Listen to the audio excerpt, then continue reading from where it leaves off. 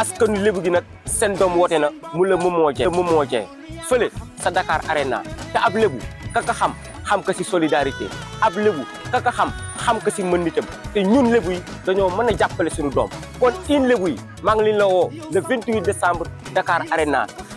in waa Tingéej waa Bargny waa Tubaab Jalaaw yéeni kaw yéeni suuf todd ñangal dugaar sëbi ba si jam ñaajo ñu ñëpp fëx ñu dem fële fekk ji ñu doom mu la Momo Dieng fële sa Dakar Arena in ñi nga xamante ne ina amoon ab jaaxle nag seen jaaxle jéena ndax nag foo waay manti nekk rek la fan sa Momo Dieng oto yi dinañ la fa fekk muy waa Dakar dem dikk ba ñu mën a yombalal li nga xamante ne moo la dem bi ak dikk bi fu waay manti nekk rek di nga dem si jàmm ñëw si jàmm ticket yi nag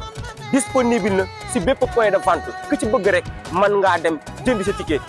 yu simple yi nag 5000 francs dong lay kaa jaayee mu la ab junni yu 10 000 yi nag mooy gradin ña ngi kaa jaayee ñaari junni yu 10 000 francs am na itam VIP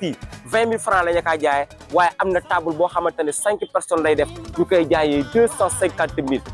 itam am na table baa xamante ne itam 10 personnes laa def bu bëggee ànd ak say copain wala sa askan wi wala sa njaboot mën nga koy dem jëndi c'est à 500 000 francs kon in lébu yi in la maa waxal ñu doom moo ootee te dompañ nag si sot la bokk te dinañ ko kaata ba mu saf le 28 décembre Dakar Arena ñu dem fële fekk ji Momo Dieng jàppale ñu doom ndax moom la ñu am